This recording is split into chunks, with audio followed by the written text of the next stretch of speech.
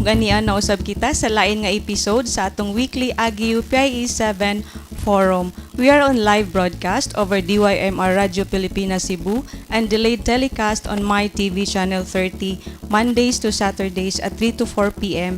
and Sundays at 4 to 5 p.m. Ug karong adlaw, aniya kita nanukad sa atong buhatan sa PIE 7 Regional Office. Atong pagahisgutan karon ang umaabot nga local and national elections, and we only have 2 months more to go or less than 2 months away, no? 55 days na lang yun, Ma'am Hay. 55 days na lang dyan. So later on, we will be asking our panelists from the Commission on Elections, Philippine National Police and Task Force Cebu kung unsa ang mga preparations nga ilang gihimo, no, for the remaining few weeks na lang to achieve honest, orderly, and peaceful election. All systems go na bata, no, for the success of the upcoming election. So please join us in this informative discussion, which is brought to you by the Philippine Information Agency in partnership with the Association of Government Information Officers in the region. This is Hazel Gloria of PIA, and with me is my colleague, Jan Carla Madreo. Jan, maayong adlaw.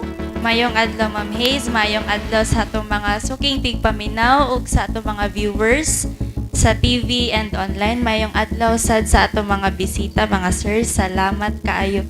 So 55 days na lang yun taon, Ma'am Hazel, mag national and local elections Yes, na. tinuod So siya. murag kani atong topic karon, trending yun ni siya, dagan hopefully dagan ang maminaw sa to, ag dagan tag makuha karon nga forum nato. So ato sang ila-ilahon kinsa man ni atong mga makauban karon og makahinabi. So diri sa akong tapad ang Police Chief Inspector sa PNP PRO 7 ug ang Chief sa Regional Tactical Operations Center, sir, si Police Chief Inspector Dominic Poblete. Mayong adlaw, sir, magandang umaga. Tagalog si Sir Jan.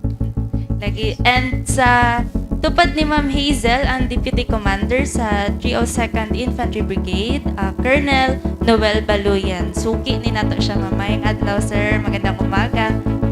Ug ang ato ang bida karong adlaw, Ma'am Hazel, gikan sa COMELEC, ang Assistant Regional Director, Attorney Veronico Petalcorin. Sir, mayang adlaw. Yes, Jan, no? O karon, no? Pangayuan na to sila og opening statement. So, Jan, unahon na to ang Assistant Regional Director sa COMELEC, si Atty. Veronico Petalcorin. Sir? Happy na sad ang piniliay. Almost always, panahon sa piniliay, magkauban ming tulo. So, kining amo ang polygamous marriage. Di yun siya mabungkag. Then mamintin yun di man pwede ang COMELEC ra.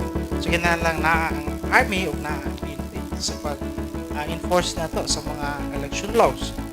So, karon ang COMELEC nagpadayon sa ito ang preparasyon sa ilabi na sa pag-train sa itong mga magtutudlo sa pag-operate sa ito ang fishing machine. O daghan pa may mga activities nga gipanghimo na pottery shuffling sa itong mga election officers.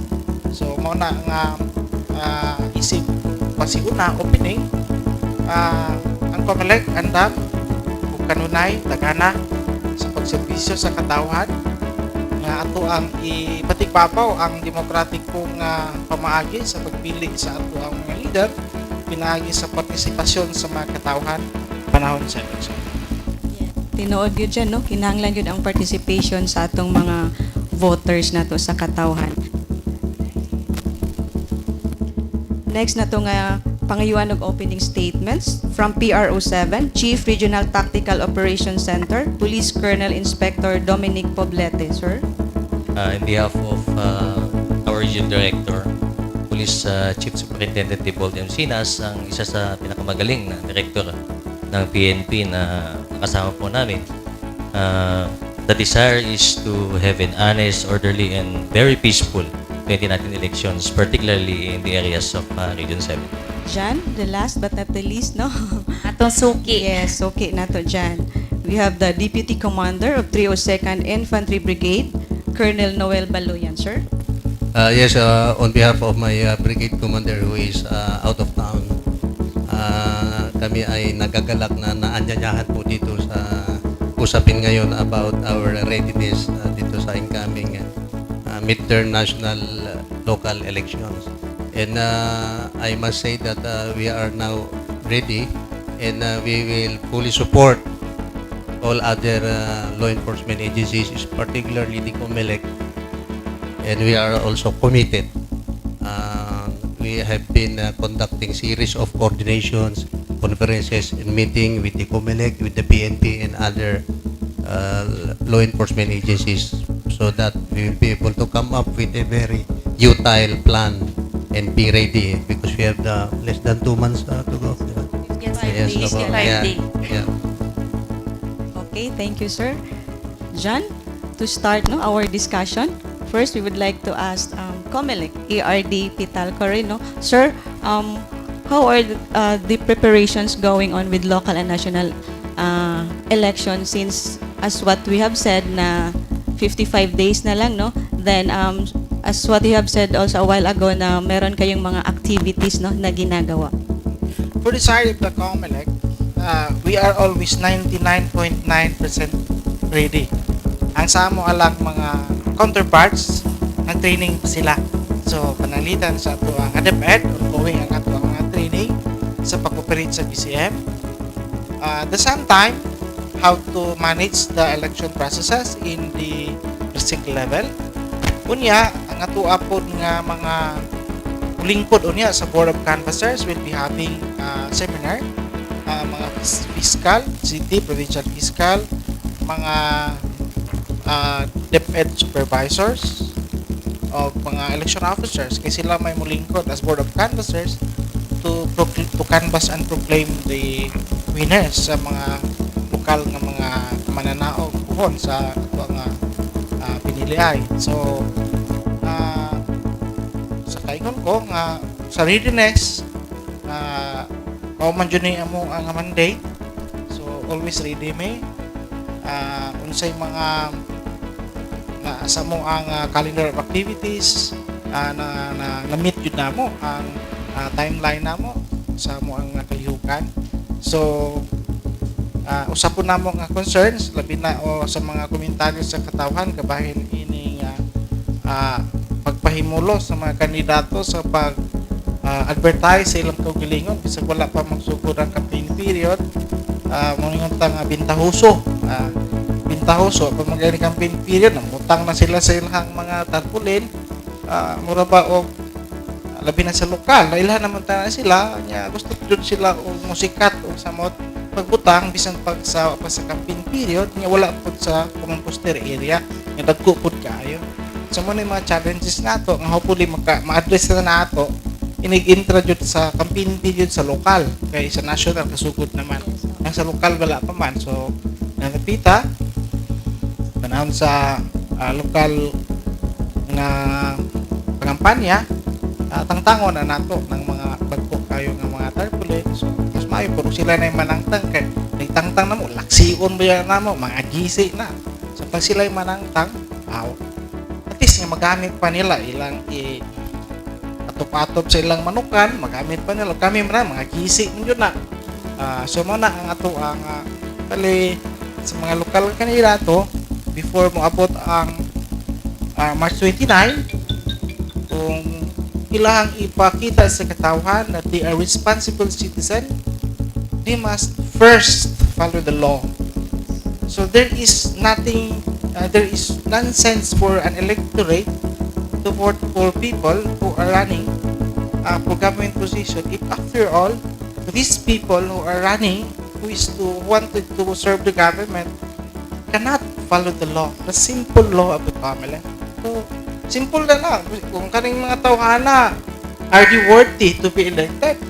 If they are worthy, are they capable of following the law. So if they are not capable of following the law, they are not also capable of implementing the law. So simple logic as that. That would be the barometer of the electorate. Isa man ning akong pilion, are they worthy to become public servant? Okay, lisod kaayo ang mga katawhan, umulingkod na sila mo higugdon sa pag-implementar sa mga balaod, ipapriso guban pa. Pero sila mismo, dili ta ka papriso tungod kay labi na sila sa poder, niya sila may una nga ning violate sa mga balaod. So that's a message for the electorate and also for the candidates nga set that example. Follow the law so that you will become a model citizen of the society and you are worth voting for. Kanang mga VCM. So, para sa benefit sa katong mga wala kabaloon sa maning mga VCM, so para asa na siya? Sir, pwede nimo ma-explain sa atong mga... Well, high-tech naman ta karon ang BCM, voters counting machine. So, ilang man gialigar nga ang mga maestra kuno sa unang sa manual, di ka mao mo ihap. So, calculator, sigurado man ta sa calculator with the use of the machine, i-testing na to, kamo mo ihap. So kung masipyat ang machine ipapriso dili ang mga maestra. So sigurado na di na kaayo worry sa mga maestra kay if the result is feel sa mga tao nga uy di mo ni maog resulta. Kisa may ipapriso or not the teachers. Ang machine ko ihap dili ko kami. Yeah. Well, the machine has been tested na yung mga taga-international observer, mitanaw po na siya how good is the machine, the program, daghan kayong nagtanawan ng program, nga wala po yun na siya binuangi nga makamanipulate. So muna nga that is muna ang suit sa itong BCM, ang nagda sa bidaan na is the program inside the BCM. So muna ang ihap sa mga boto niya, mapunay mo transmit nga to sa board of canvasser para nga ang machine na po ihap automatic mo generate sa result unya mo verify ang mga tao kung sakto ba ni nga resulta kay ini butar mismo sa tao dito naman siya ay resibo kita man siya dito og sakto pa yang gibutaran sakto ba dito sa kanang view dito ma-view man ang TV ka may bana Monitor. sakto ba? Ma-print man na. Sakto, yung iso dito sa... so, karon ang may tabo ni ini kumandod mismo sa counting, mo generate na of election returns. Ano sa election return? I-transmit po na ang resulta through the PCM nga to sa Board of Canvassers. Kung magduda sila, ilang itakdo dito ang resulta dito sa monitor dito kung preha ba. So kung preha gani, may problema. So far sa tungkol wa jud magkawaan, preha ang resulta. So muna yung mas maayo na ron, kay mas dali, niya accurate Na po siya. Mas reliable siya, sir. So, better na ni siya, sir, di ba? Through the years, nag-automated election naman ta. So, compared to mga previous na mga machines, vote counting machines na to, which is, gitawagan ito sa nag-PICO, sa una. Is this better, sir, kanang unsa may maka-difference niya sa iyang features? Well, na yung mga upgrades. So, para po na sa cellphone. Ang cellphone na 5110, 3110. So, i-upgrade hantod, kuan na kayo. So, na may mga enhancement nga makaayo, makapaspas, makadali, more accurate mo na siya ang kuan mo na yung mga enhancement nga sige tag utro nya binuangan man tong PICOS sa una hocus picos so kasi BCM na ron lain na yung BCM na nangaklaro nang wa na kuan bago na nangangan so may mga features nga ipang puno nato ana nya the same it will transmit the same result calculate the same kung pilay kuan. Ang problema lang nato, it is not on the BCM, it is on the candidates. Sa kandidato man god, way napildi ning daogra og limbungan. So, whether you like it or not, na may pildi. Na mo daw. So, I don't know heartache. Simple lang, accept realities. Yes. Tinood, no? Sir, nalang ko'y clarification kay as what you have said kanina, nga di ba na may mga local candidates karon nga nag-start na og pamutang og mga tarpaulin sa mga kadalanan sa ubang mga areas. Giunsa man ni pag-address sa COMELEC, sir, kay just like what you said nga inig-start na sa local campaign ninyo ni ano nga panangtangon. Well, aduna tay nationwide nga bakla sa mga singan ini pag operation pag panangtang inig sud sa campaign period sa lokal. Okay, tungod kay ang balaod sa bali 90 Republic Act 9006 sa Fair Elections Act nakabahin sa propaganda sa local candidates at pa man magsugod sa March 29. So mo na nga kung mudaghanan ni sila, it's time nga mong i-remove kay kada butang nila mo pupto itong i-remove di ta matabang. So mudaghanan na siya ma-remove or mahudan na sila campaign materials. Lay butang ko may mo butang ninyo tanandaan karon makasaan na mo remove. Maluoy mo na mo ala butang ninyo tanan. Kaya nag-remove na mo, na mo ibutang. Thank you, sir. So, ari na po sa kanang ubang concerns pero related gihapon sa election. So, sir, mangutan ako ni Sir Poblete. So, even before the start of election campaign sa national and up to this time, a case na katong mga killings na nag-involve og mga candidates or mga politicians. So, katong example would be the San Fernando case. How would you assess this early political climate in Central Visayas, sir?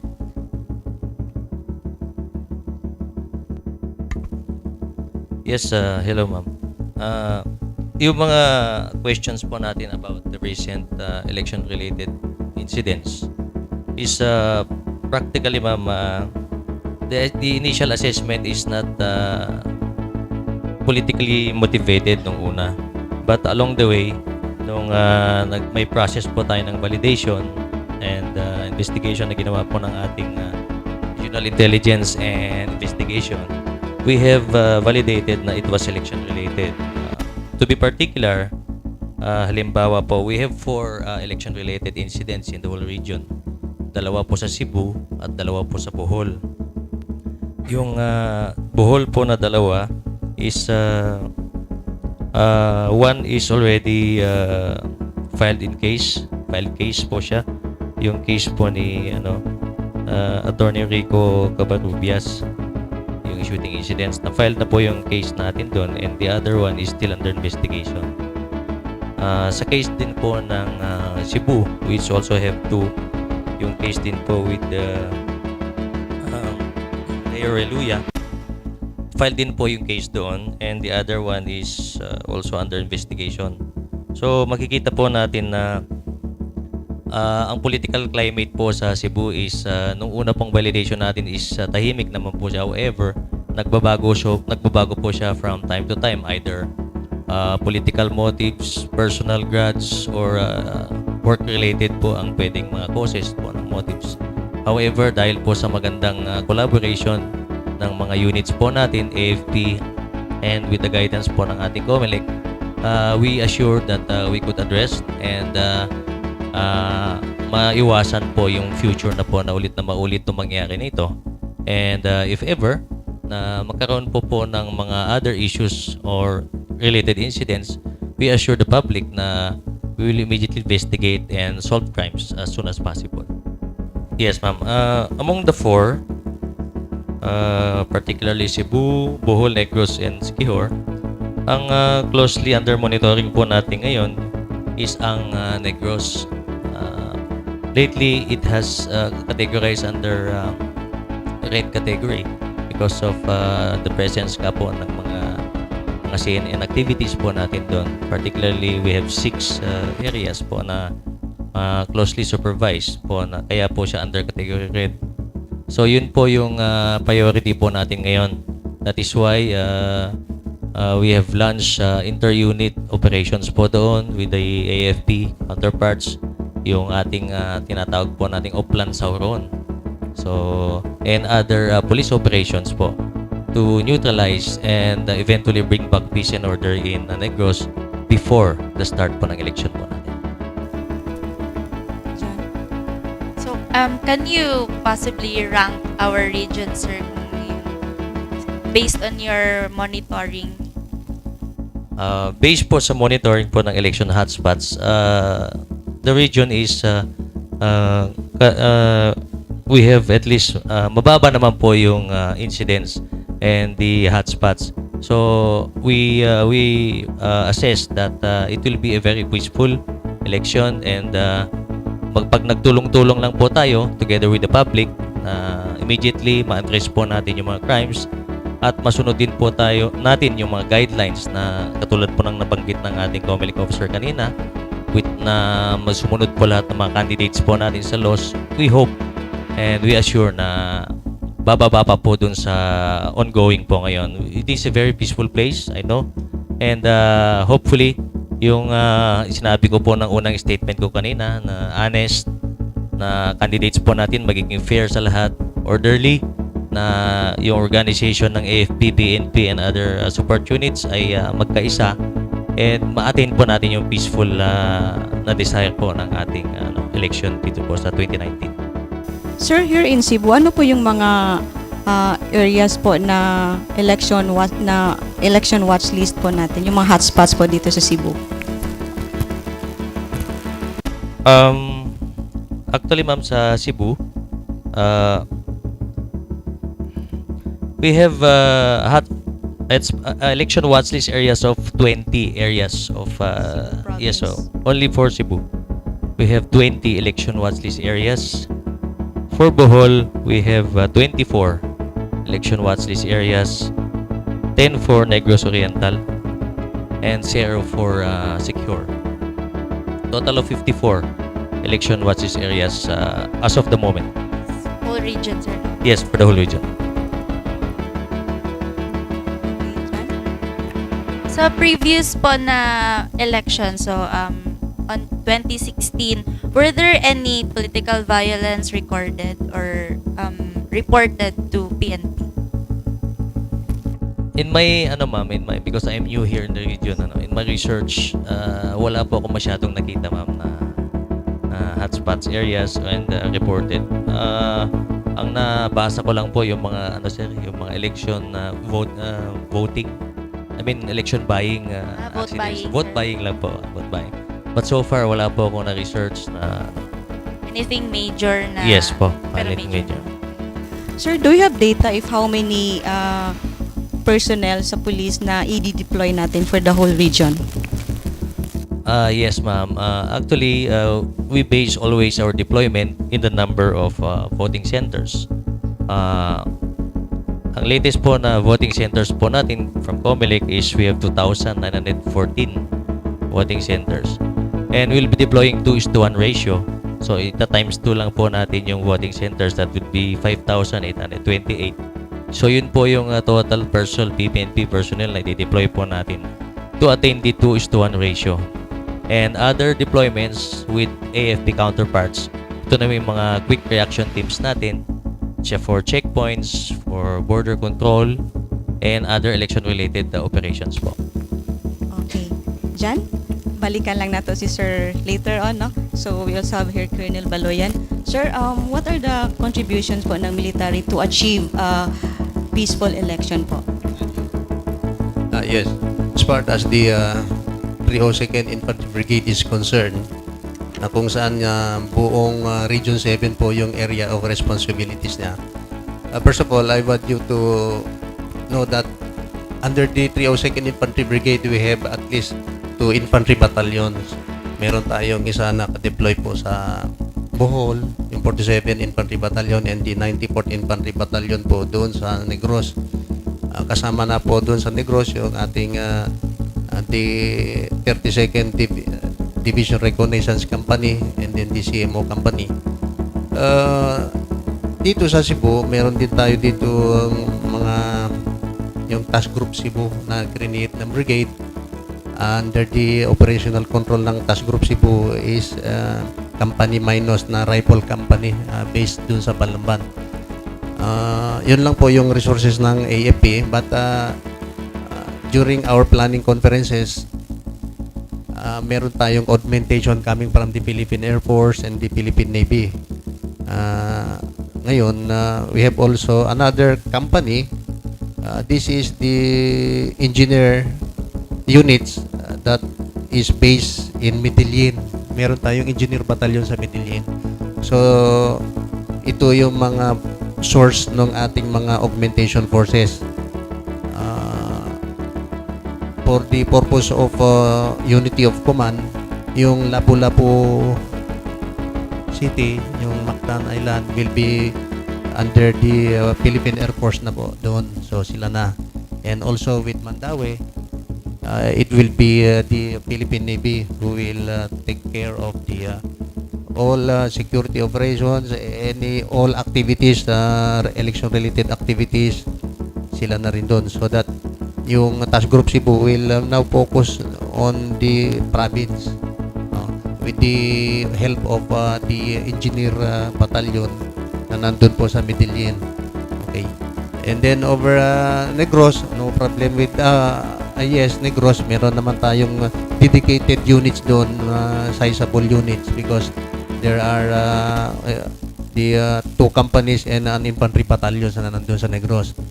And over Bohol, meron din naman yung 47 infantry battalion doon. So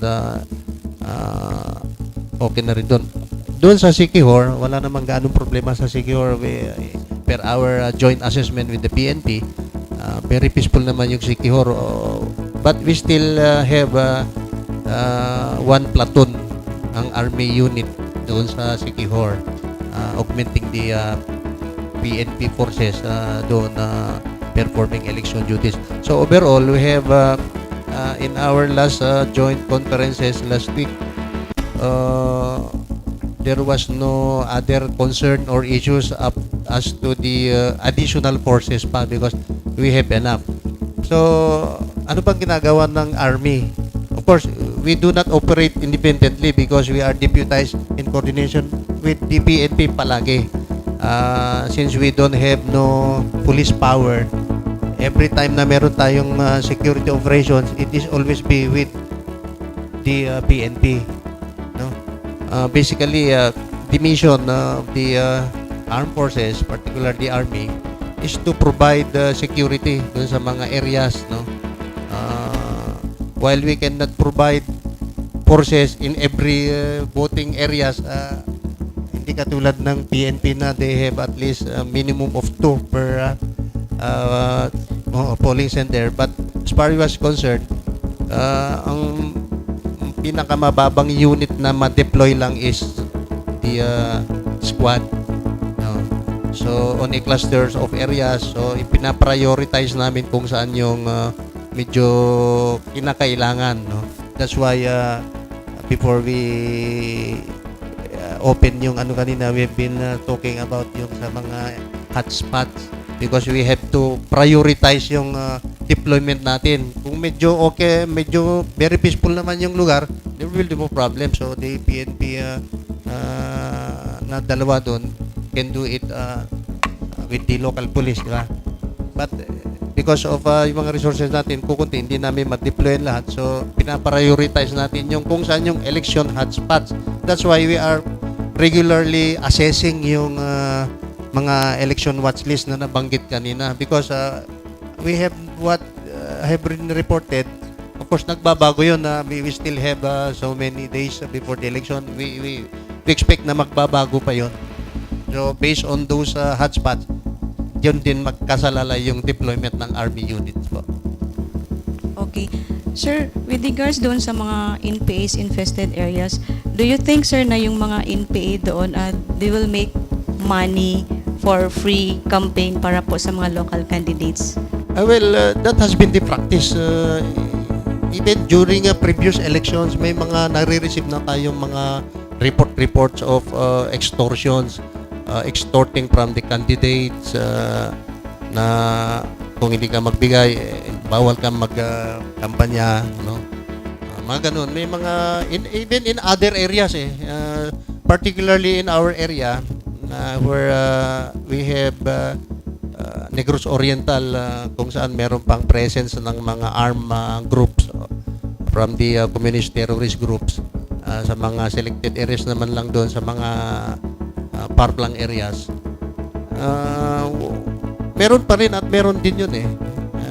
That's why pinapaikting po natin yung monitoring natin in close coordination with the PNP, the other intelligence units of the government, para matrack natin kung sino ba talaga yung nag-extort. That's why one interventions that we have been introducing is yung doon sa Negros particularly is the conduct of combat operations in the far-flung area, so that hindi sila makapag-access doon sa mga candidates, particularly during elections.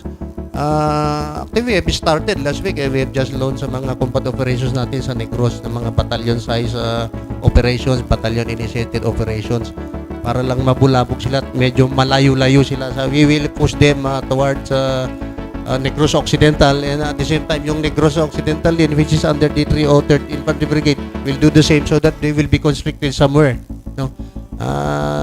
Yun ang mga interventions po natin aside from yung intense monitoring, no po. Jan, siguro at this point in time, no, medyo marami na silang nasasabi, no, yung mga panelists natin. So I think at this point in time, we'll be giving time to our media friends to ask questions. So who will ask first? To Attorney Pitalco rin. Sir, you said while ago, sir, na bis na wala pa ang kuan, sir, local campaign period, daghan ng mga local candidates na nagbutang mga tarpaulins. Posible ba, sir, na makasuhan nato na sila, sir? Well, ang Supreme Court mitino yun nga adto na mabuhat ang krimen sa violation sa mga illegal posters pagsugod sa campaign period sa lokal for the local candidates. For the national, nagsugod naman sila. So mao na nga adto pa nato sila mafailan kung adto pa sa lang notisan man nga remove the propaganda within 72 hours. Dili na i-remove, atong i-remove, and then they would be filing up cases. Kay naman ko'y uban nga mingon nga dili man kami nagbutangan na, sir, mga supporters naman namo. Yet you were benefited. Di kaingon nga kumo dili kamoy nagbutang, dili nyo tangtangon, pero na benefited mo kay propaganda na. So mo na nga atong notisan ang mga kandidato nga to remove kay aron pud sila maghago, haya nila o sila ko nakita hago-hagoon nga sila may ning violate. So dapat sila mo remove ana ng mga legal campaign materials. If ever, sir, na di nila ma-remove, sir, pwede ba sila ma-disqualified as candidate? Well, there is a process. Pailan sila og kaso for the violation of the Fair Elections Act. And then if ever nga mapamatudan nga sila joy nagbutang unya i-violate sila sa balaod, then they will be jailed for 1 to 6 years. And then forever perpetual disqualification from holding public office. So di na sila ka lansang sunod. Kung ako'y kandidato kontra, akong gokdon akong kontra. Pikas po akong gokdon. Aron nga isig sila bantayay. Di ba? So mo na nga parang masimple. Aron gamay ra po ilang gasto. Aron di po hasol sa COMELEC pagpanangtang mabutang sila sa common poster area or sa private places with the consent of the owner and then legal size. Sir, in this with kanang mga campaign materials karong panahon na sa una man good Ma'am Hazel no kanang mga tarpaulins or sa radio and TV karon, sir, nanay social media kani medyo gining ang regulation ani kay over the years perminti kita malisuran ani. Do you verify accounts or pages kanang dedicated for kanang certain candidates? Sa amo sa COMELEC, wa pa mi mo create o department para na. But if there are evidences na mo reklamo, tan-awon na namo. So ana pa mi mo act kung naay mo reklamo tungod kay ang amo ang gitutukan ang eleksyon. Kay kana ra ang ato ang kanunay tutukan piting lisurat ang tango na pod, malain na pod. Di man na mahurot kay ni ipa-block na maghimo naman pod sila. Ug utro, maghimo na pod na sila ug utro. So well, kung na mo complain and then we have to coordinate with other agencies to verify kung kinsa ni mga tawana ang kanay ni violate. Tanaw po nato ang guidelines. Allowed mong good po sila mga kumpanya. So kapila man ning violate. So mayong nga di man kami mga supporters man so vague kaayo, dako pa kaayo na siya nga space nga takolon sa legal kung saon na siya pagkukod kining dinha sa mga social media. Kaya ang atong balaod i-create karaan na pananglitan hinganta sa Omnibus Election Code 1985 wa pa man ang Facebook. Ang Fair Elections Act 2009 wa pa na kaayo mga so mo na nga nindot unta og updated pod ang atong mga congressman, mga senator sa pagpanday og balaod nga maka-address pod sa unsay mga violations gigamit ang social media unya karon di sila ganahan kay basi sila yung maunay amo na problema nato. So again, kung na mo reklamo, we have to call the attention and then tanaw nato kung asa dapita sa Fair Elections Act may go sila. Then kung padlungon nato siguro putang nila po nang magtangon kay na may ebidensya. So again, ang ato is we have to tell always nga do the right thing. If you are not doing the right thing, you are not worthy to be elected. Mo na ang ato ang shame campaign sila haba. Yung shame campaign and then also ang mga electorate will do the same. Anong butar magana nga violator man na sila. What kind of government do we have if we have to elect this kind of people? Maura gahapon.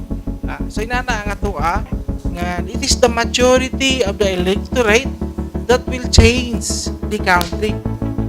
Kay government starts from elections. So kung dili mature ang mga botante, what can we expect the kind of government we have? Maura gahapon. Tinuod dyan, no? Ma'am Lu? Yes, Ma'am Lu from DOE. Colonel, what are the specific municipalities in Negros Oriental that are considered as election or security hotspots? And second, are there report of harassment from the CTG on the implementation of mga government flagship programs, specifically in Negros? Yes. Yung second one, if there are harassment of government for projects in Negros. Lately, may mga nangyari doon na arsons, no? May pag-ari doon ng isang construction firm kung saan sinunog yung mga heavy equipment ng mga CTGs, no? Sila mismo umamin naman doon. That's why doon sa Negros Oriental, very closely coordinated yung PNP and the Army assigned in Negros, securing yung mga ano natin, yung isa sa mandate namin yung security of vital installations and flagship projects of the government. Actually, yung kasing CTG, ayaw nila talaga kasi yung introduction of development in the far-flung areas because they want to have the situation remain as is na kung mahirap so that they will have something to exploit on part of their recruitment, ganon. So patuloy din sila but with our counterparts sa PNP na marami rin na deploy na PNP forces doon, we are doing our very best to preempt all any other plans, hostile actions. Now, on this, the first question, so ilan ba yung ano doon, hotspots?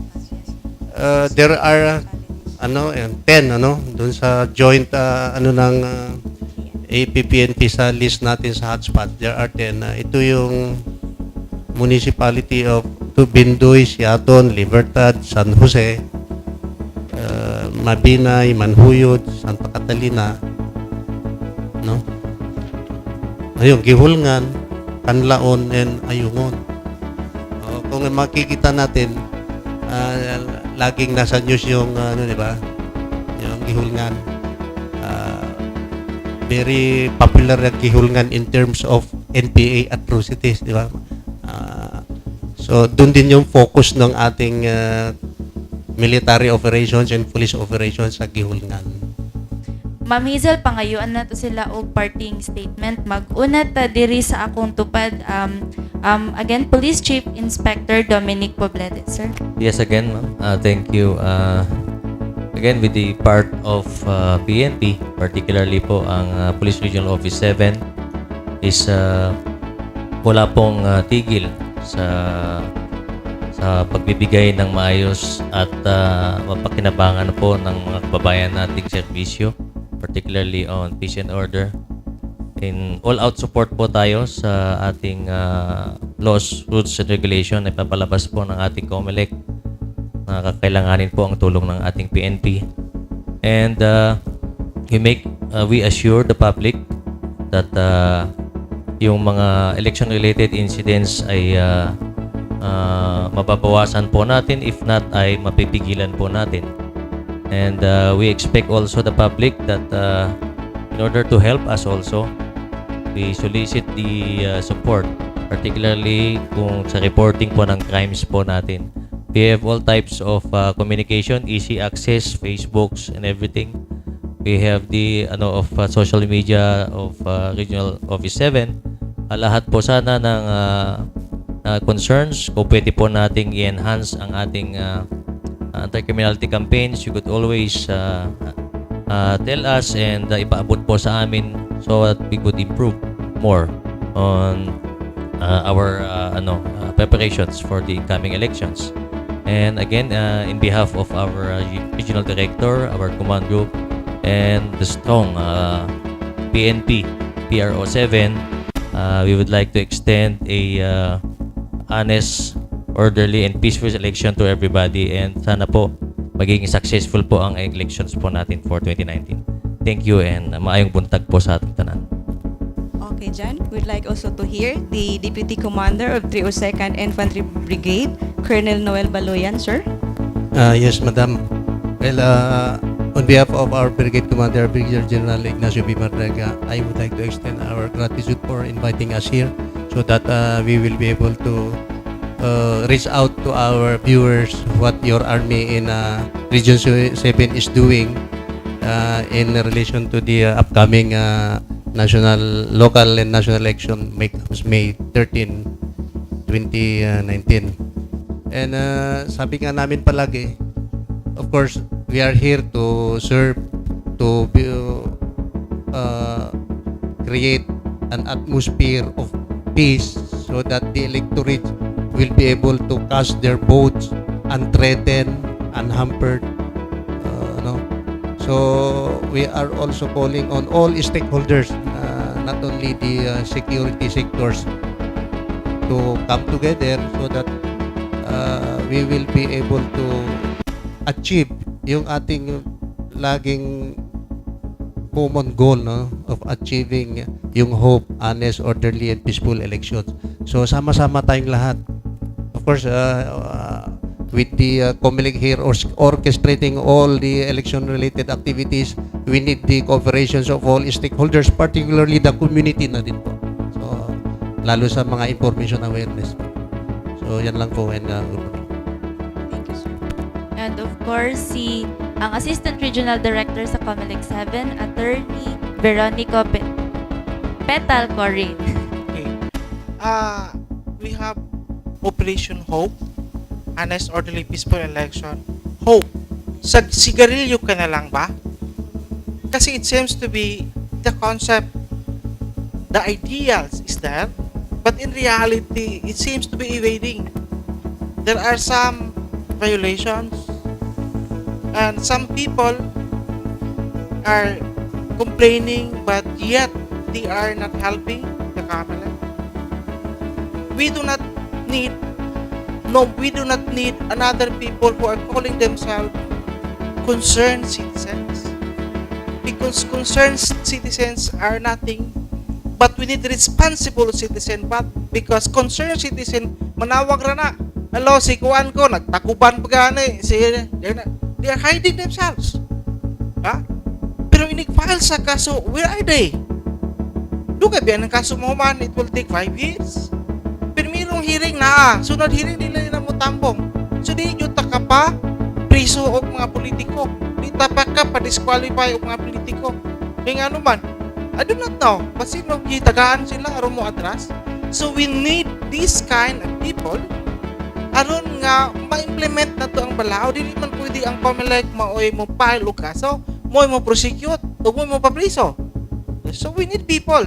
We need people who are responsible enough to help the COMELEC, to help the PNP, and to help the EEP para nga the hope, dili lang kay sa sigarilyo, kundi it would be a reality so that we can have a good government that will provide the basic needs and to provide safety to our people.